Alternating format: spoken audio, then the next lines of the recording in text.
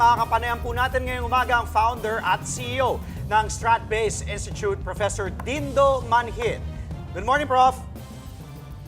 Magandang umaga. Magandang umaga po sa inyo. At Prof, syempre dito po sa survey na ito, nakita po natin na nangunguna pa rin si VP Sara sa Presidential Preference Survey sa gitna nga po nitong maraming mga issue na ipinupukol sa kanya. Unang-una na po itong impeachment laban po sa kanya. Ano po ba ang tingin nyo dito? Of course, yung sa unang tingin, lalabas dyan lamang ang ating Vice Presidente. Pero pag titingnan natin, ang kanyang lamang ay nanggagaling lamang sa 90% suporta sa kanya sa Mindanao. Ang dapat nating isipin din ay si VP Leni lumalamang na sa Luzon. At Luzon ang may 52% ng botante sa ating bayan. So ibig sabihin kung saan pumunta ang Luzon, yun ang nagiging nagwawagi. Except for the 90% support ni VP Sara ngayon, no?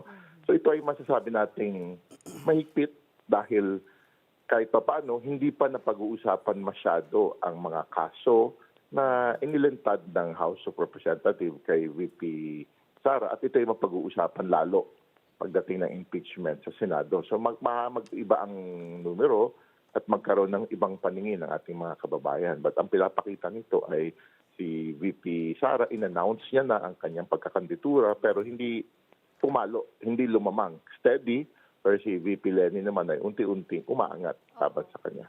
Pero Prof, nakikita po natin na itong survey na ito ay ginawa on the premise na si VP Leni or ngayon Mayor Leni Robredo ay kumbaga tumatanggi pa, no? At hindi nga daw po siya tatakbo. Do you think na magkakaroon po ng significant increase kung sakasakali may formal ng anunsyo regarding this?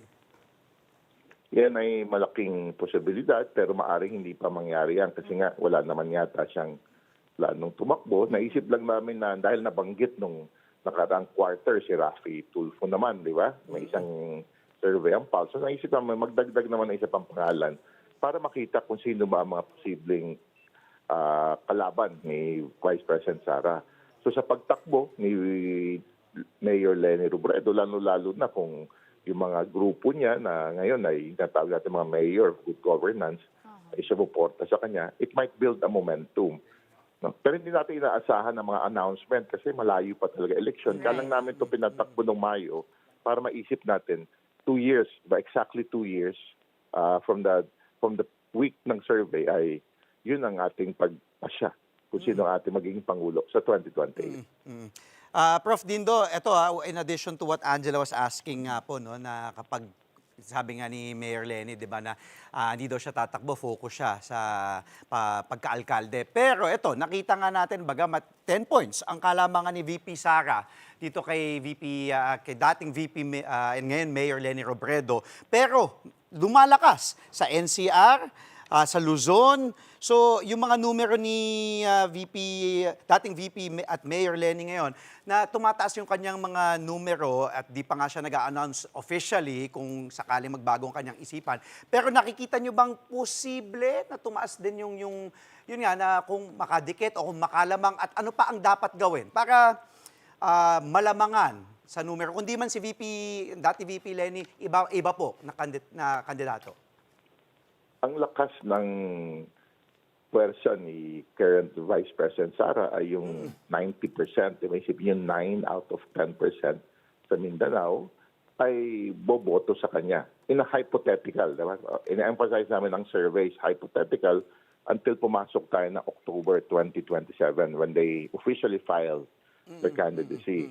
So, ang kailangan gawin ay palakasin ang suporta nila sa Luzon na nakikita natin lamang sa Luzon si Mayor Leni Robredo na pinakamalaking source ng boto sa ating bayan at dumidikit sa Visayas. So yung Mindanao na lamang ang talagang nagpapalakas kay VP Sara.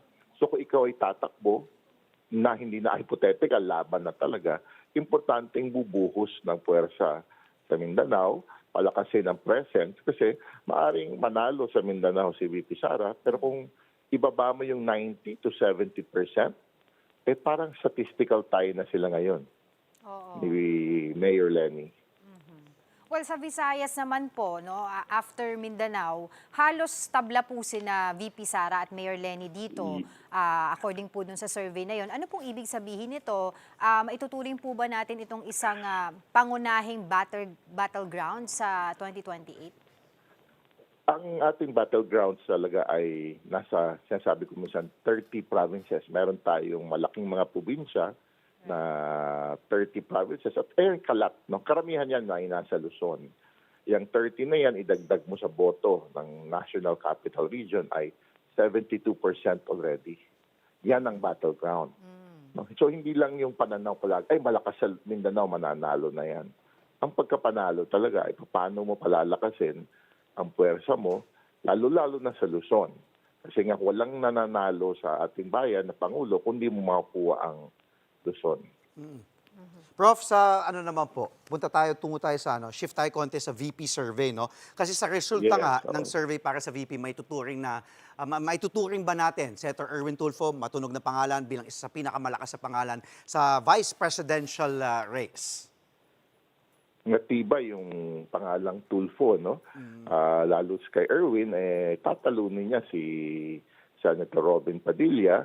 At hindi pa ito nag-uumpisa yung mga ingay o kaguluhan sa Senado, no? Makalalo pang magkaroon ng positive view, lalo na sa mga paninindigan na nakikita natin kay Senator Erwin Tulfo. At saka ang nakakalimutan ng lahat dyan, kasi nga minsan yung report, ang binabasa lang ay nangunguna, no? Pero parang dikit. Nagtitingnan natin, dikit si Senator Erwin Tulfo kay Senator Bongo. Kasi 5 points lang, ang margin of error namin ay 3 points. Tapos nasa 90% din sa Mindanao si Senator Bongo.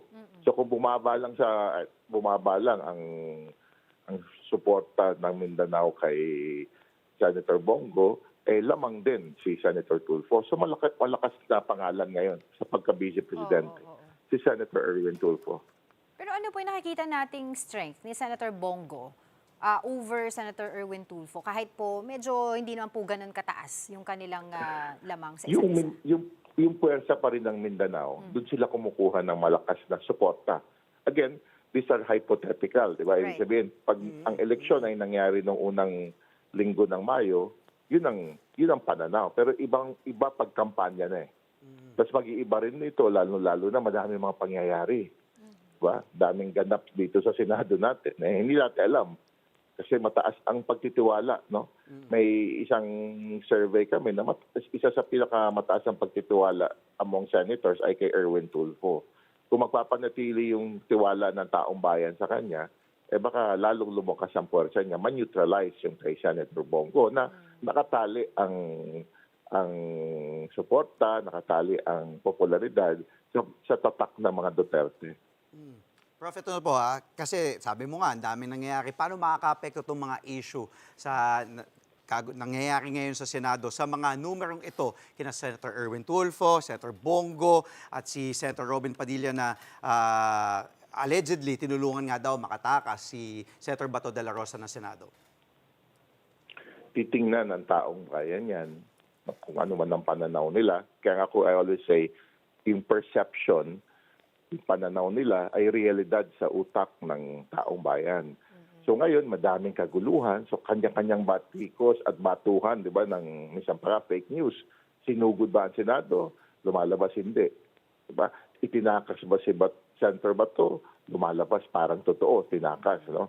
At yung parang under attack, may mga senador at saka binabago yung rules ng Senado, yan ay baka makabawas ng suporta. Pagpaniwalaan yung pananaw na yan ng taong bayan at umaangat ang pagtingin kay Senator Erwin dahil isa siya sa mga naninindigan kasama ng minority bloc, yung solid minority bloc. Alright, maraming salamat po sa inyong oras, Professor Dindo Manhit. Magandang umaga po. Mga kapatid, Andre Felix po, manatiling may alam pagdating sa mga mahalagang balita sa loob at labas ng bansa. Mag-follow at mag-subscribe na po sa social media pages ng News 5.